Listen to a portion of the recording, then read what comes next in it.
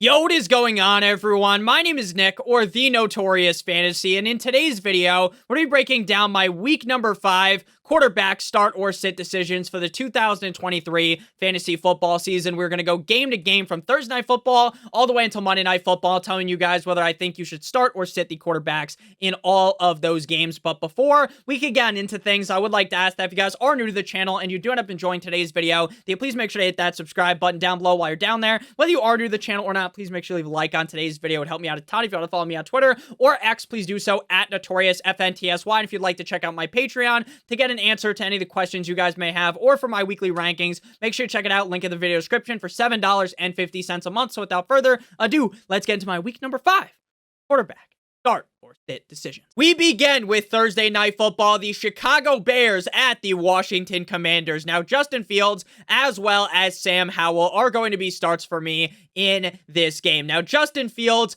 finally showed up for once, right? Quarterback 3 last week, but if we're being honest, while he did look great in that game and it felt like, ooh, that Justin Fields that we drafted a couple of weeks ago to have all this upside, that's the guy who showed up. The Justin Fields from deep down the stretch of last season that was stretching out the defense's ass last season.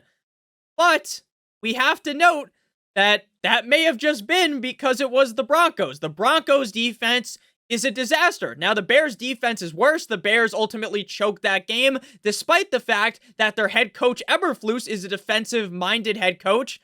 But it is what it is. The Chicago Bears lose, but Justin Fields plays well. Now, the Commanders' defense aren't some world beaters. It's not fantastic, but they are certainly much better than the Broncos. So my personal hope is that Fields can continue balling out and continuing to remain a guy that is start-worthy week in and week out, but it does certainly scare me to put him in my starting lineup this week. Sam Howell definitely has less upside than Fields, right? In this game, Justin Fields has a very strong and big range, right? Pause. This guy could be the quarterback 1, or he could be the quarterback 32, right? He could throw 4 interceptions, he could get sacked a million times, and he could look like absolute shit. Or he could look amazing, right? The range of outcomes is very high here. There's a bunch of different outcomes.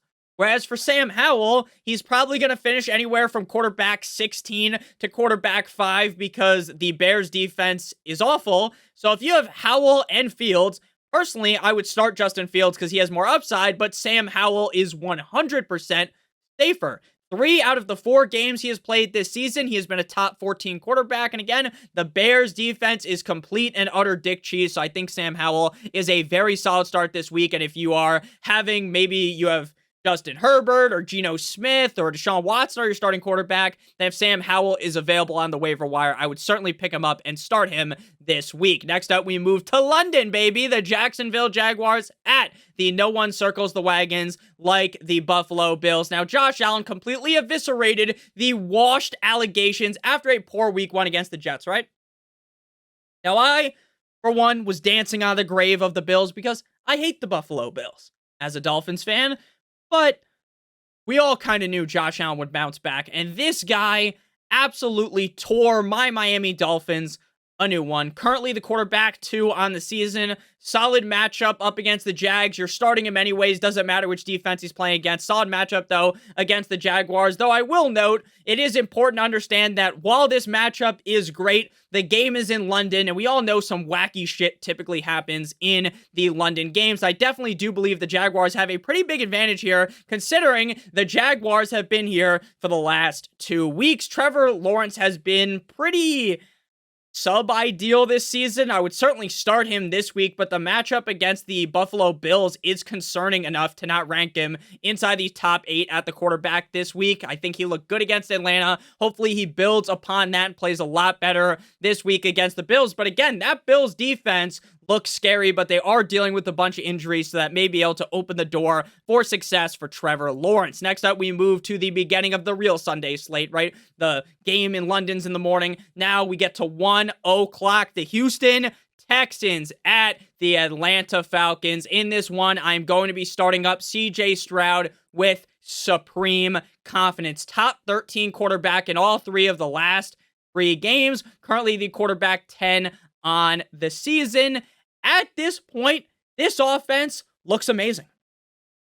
Eco, Cousin, Let's Go Bowling. They have Tank Dell, Damian Pierce, Dalton Schultz for whenever they want to use him, Robert Woods, right? This is a really good offense. And at this point, it really feels like, unless the matchup is straight dookie, you need to start him every single week. Now, last week, I worried, hey, they're going up against the Steelers. The Steelers have a great defense, and CJ Stroud stunted all over them.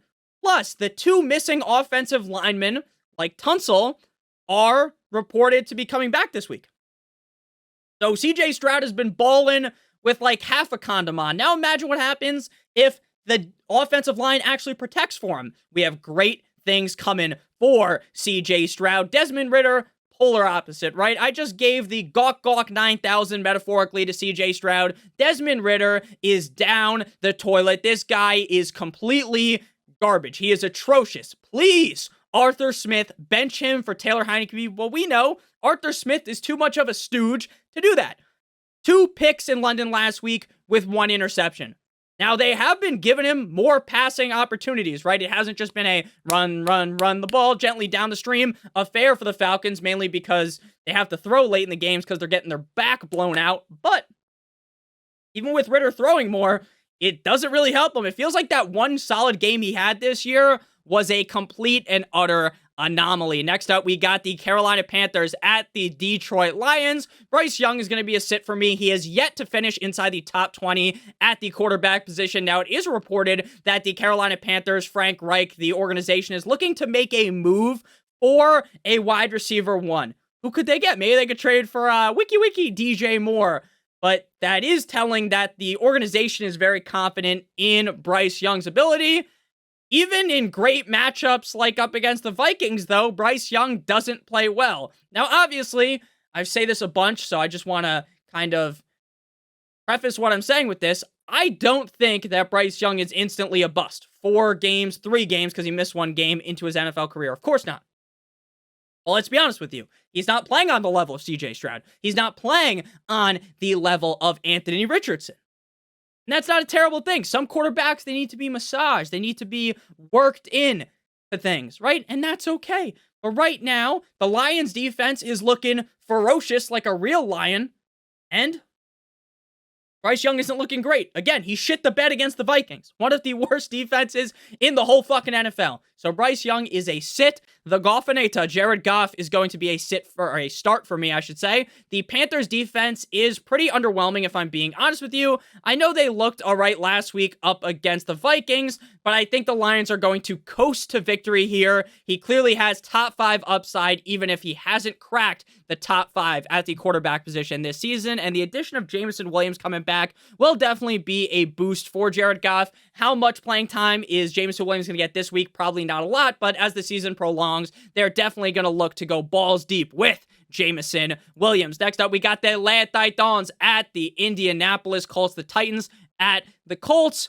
Ryan Tannehill looked fine last week, right? Ryan Tannehill has had some pretty up and down games this season. He's never really been fantastic. He's had games where he looks like he has no idea what he's doing. He has no idea how to read a defense. He was fine last week against Cincy, but if we're being honest, it looks like Tannehill has lost a step. Now, I'm not saying that he needs to fucking retire or something, but he doesn't look like the Ryan Tannehill of the last couple of years, and if you just go back a couple of years ago, Tannehill was a legitimate top 12 quarterback, in my opinion, in the NFL. Maybe that's a little ambitious, like at least a middle-of-the-road top 18 quarterback.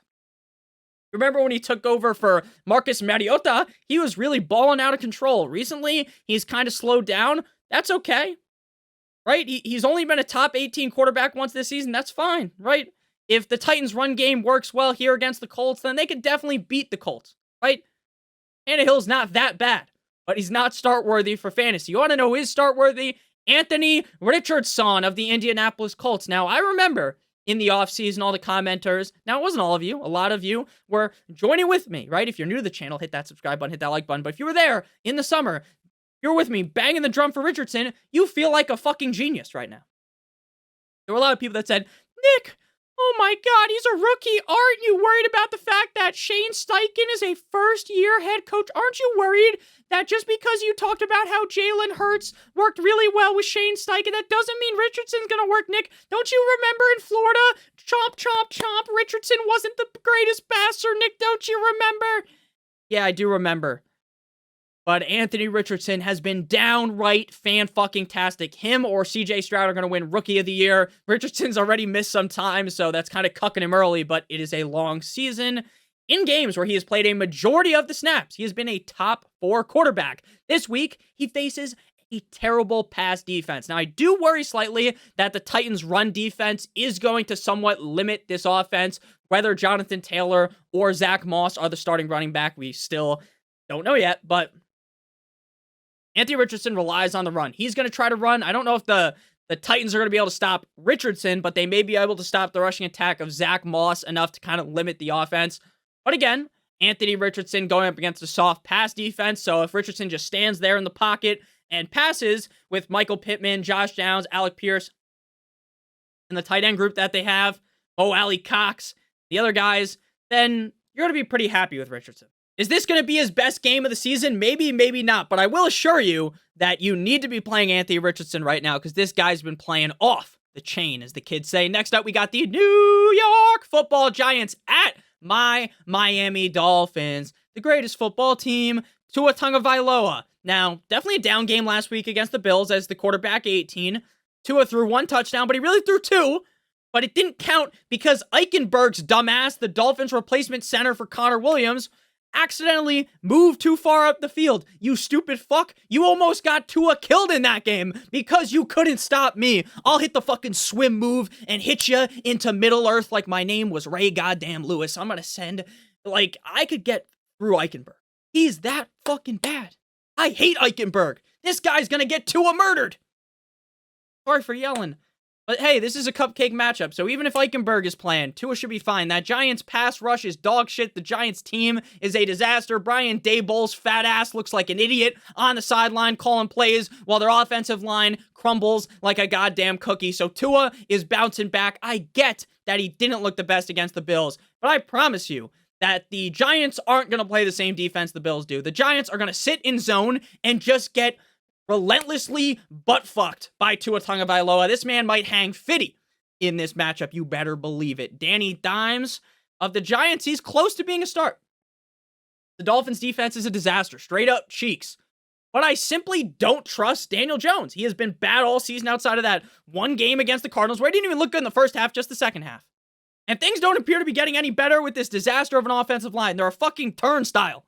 And it's like when you go in the subway in New York City, you know, there's a turnstile, and some motherfuckers just hurtle over that bastard like they're at the Olympic Games with Mario and Sonic. That's what the offensive line is terrible. Next up, we got the New Orleans Saints at the New England Patriots. Mac Jones was so bad last week that he finished outside of the top 32 quarterbacks. There's only 32 starting quarterbacks in the NFL. Outside of week 1, which feels like an anomaly at this point against the Eagles, he has been flat out dog shit. He is only start worthy against matchups where the defense goes to the school of blind and deaf, where the defense is legitimately incompetent. That's not what you're getting this week up against that Saints defense. They are basically the exact opposite of that. Derek Carr, formerly of the Raiders, Carr should not have played last week. Should not have played. He did not look good. It was very clear that that shoulder injury was fucking him up. Maybe he needed good old Deshaun Watson massage.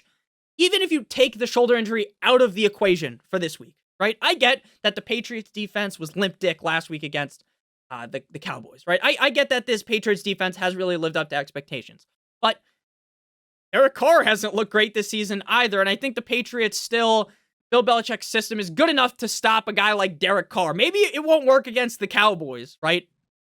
Especially when Mac Jones is throwing a gazillion interceptions, but it will work against Derek Carr. Next up, we got the Baltimore Ravens at the Pittsburgh Steelers. Now, last night, Tuesday, as I'm recording today's video, you're watching it on Wednesday. Obviously, that's why it's nighttime. Kenny Pickett practiced the knee injury. I don't understand how he could play after that injury.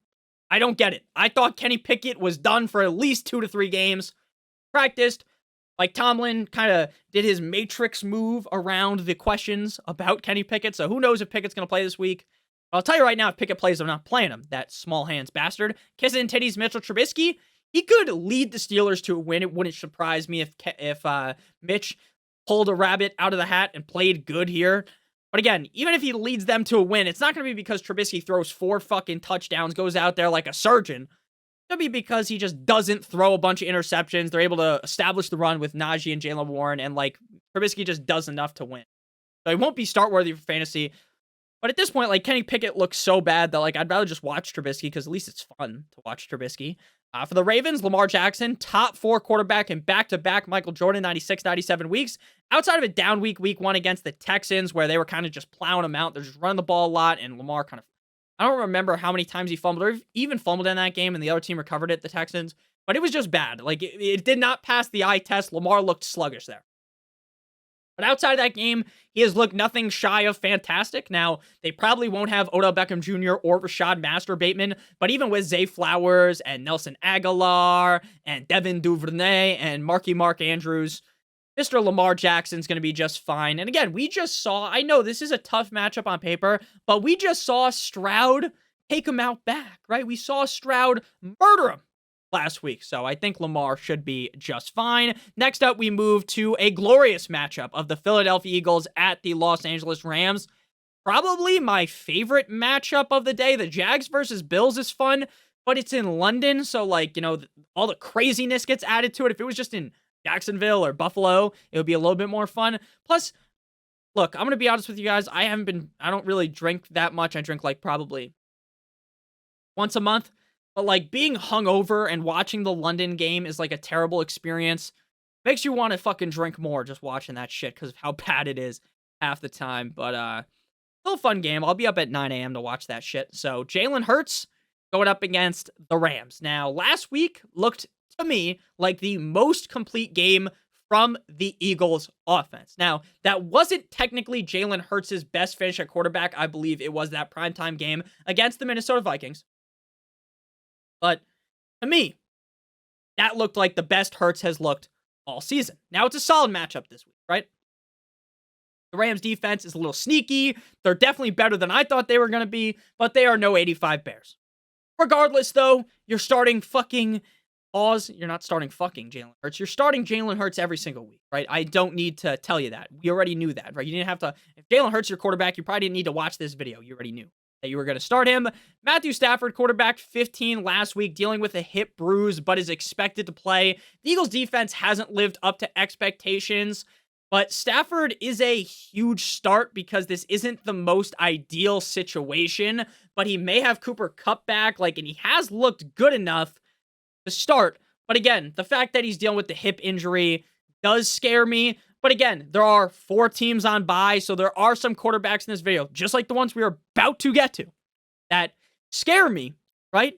Ooh, but I have to start them, like Stafford, because there's teams missing. And as we go deeper into the season, there's going to be even more teams on bye weeks. That'll be fun. But before we can get on into the rest of the games here at the quarterback position, I would like to give you guys a quick word for our friends and our sponsor over at Underdog Fantasy. Underdog Fantasy is the best place to play pick'em for the NFL in the whole entire universe. And Underdog has a great offer for you guys today. On Thursday Night Football this week, you have higher than half of a total yard for Justin Fields. We are going to select that. That could be 1 rushing yard, 1 passing yard, as long as he gets 1 passing or rushing yard, you are going to hit this. And then you have to match it with 1 other pick. Now, I'm recording this video early on in Tuesday in the morning. As we get later on in the day and closer to Thursday, there'll be more options for you to select. For instance, we will go with higher than 1.5 passing touchdown for Sam Howell. This could be a higher scoring game. If both of those hit, you will get 3 times your entry fee that you enter on this. If you do 3 picks, it's 6 times, 4 picks is 10 times, and 5 picks is 20 times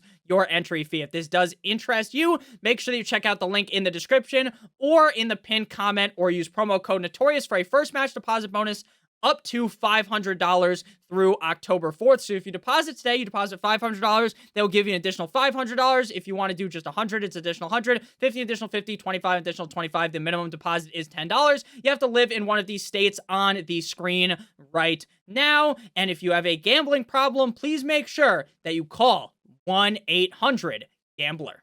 Back on into things. Next, we move to the Bengals at the Arizona Cardinals. Now, this is exactly where one of these quarterbacks shouldn't be a start, but they are because of the bye weeks. Joe Burrow. This guy fucking sucks, right? I'm not going to sit here and have a roast session about Joe Shiesty. If there were no bye weeks, there is a zilch% chance that this man is a start. If I'm being honest with you, he is the very last quarterback. I would rather start Joshua Dobbs over Joe Burrow. Who the fuck would have thought that that would be a word or a sentence uttered this season? No one. No one. I am just praying to the football gods above that Joe Burrow figures it out. I don't know if it's mental. I don't know if it's the injury. I don't know if it's the fucking mental right hand, the injury left hand over the top that is taking this guy out. It seems like it's a mixture of both. Joe Burrow looks legitimately bad. Like, Daniel Jones looks better than Joe Burrow. Now, Joe Burrow's a little bit better looking of a man, you know? Fucking Daniel Jones looks like he does your taxes. Joe Shiesty looks like he could be on the cover of some magazine. I want to be on the cover of Forbes magazine. But yeah, Joe Burrow looks like shit.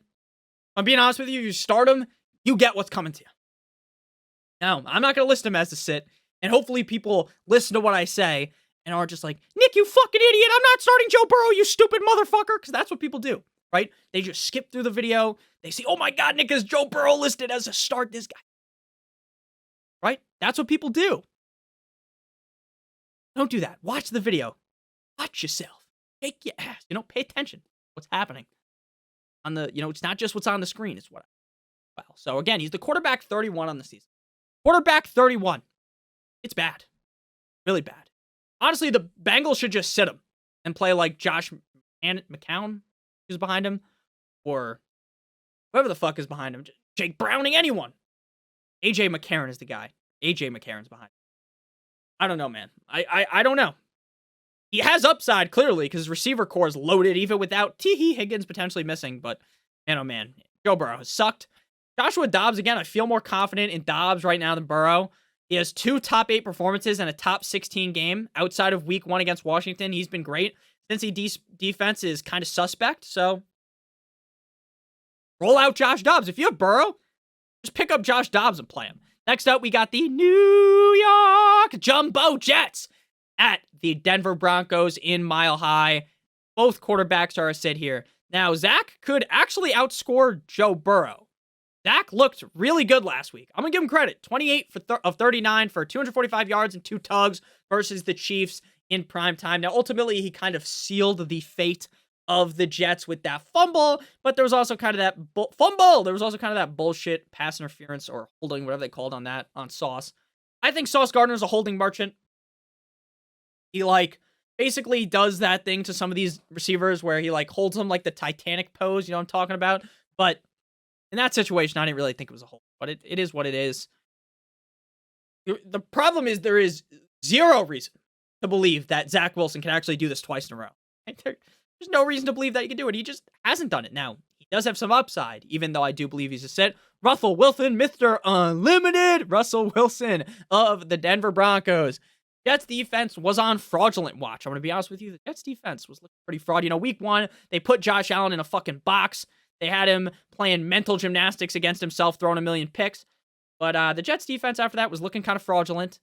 And then bada bing, bada boom, step inside the room. They showed up last week against Mahomes. So, while Russ has looked good this season, I'll give him some credit. I know that the Broncos as a whole are a fucking flaming pile of dog shit. Russ has looked pretty good. He's got some great weapons of Sutton, Judy, Marvin Mimsy, but he's not startable for me up against that Jets defense. Next up, we move to the final game before Sunday Night Football, and then obviously Monday Night Football, so it's second to last game?